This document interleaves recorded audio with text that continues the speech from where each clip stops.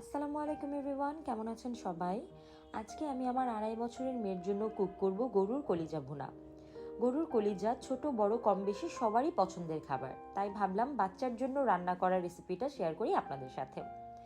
যাই হোক, দেরি না করে চলে যাচ্ছি রান্নায়। আমি একটা কড়াই বসিয়ে 2 টেবিল স্পুন তেল দিয়েছি।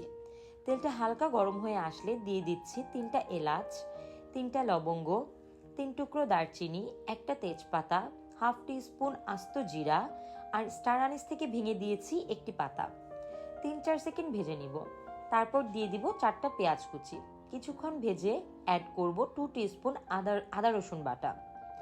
কিছুক্ষণ ভেজে নিব। তারপর দিয়ে দিব গুঁড়া মশলা। যেহেতু বাচ্চার জন্য রান্না করছি তাই মশলা খুবই সামান্য ইউজ করেছি। বড়দের জন্য রান্না করলে আরও বেশি মশলা দিলে কলিজাটা আরও অনেক বেশি মজা হয়, কিন্তু যেহেতু বাচ্চার জন্য তাই কম মশলাই বেটার। এখানে আছে হাফ টি স্পুন হলুদ গুঁড়া, হাফ টি স্পুন ধনিয়া জিরা গুঁড়া, হাফ টি স্পুন থেকে একটু কম মরিচের গুঁড়া এবং লবণ পরিমাণ মতো। মশলাগুলো খুব ভালো করে কষিয়ে নিয়ে দিয়ে দিব একটা টমেটো কুচি। তারপর মশলাগুলো আবারও খুব ভালো করে কষিয়ে নিব। কষে আসলে দিয়ে দিব পরিষ্কার করে রাখা হাফ কেজি গরুর কলিজা।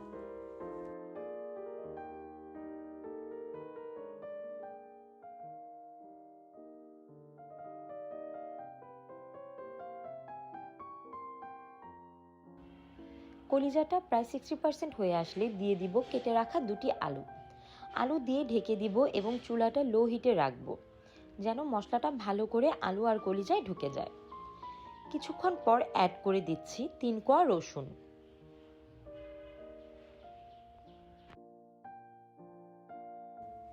একদম শেষে অ্যাড করব আস্ত কাঁচামরিচ আর হাফ টি স্পুন গরম মশলা গুঁড়া প্লাস ভাজা জিরা গুঁড়া। তারপর ঢেকে দিব 5 মিনিটের জন্য। 5 মিনিট পর উঠিয়ে নিব মজাদার কলিজা ভুনা। আমি পুরোটা রান্না জুড়ে শুধু হাফ কাপ পানি ইউজ করেছি, বাকি রান্নাটা তেল আর মশলায় কষিয়ে কমপ্লিট করেছি।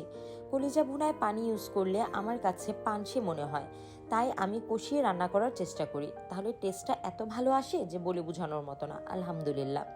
Anyways everyone, thanks for enduring my unbearable voice for so long. Allah Hafiz, stay good.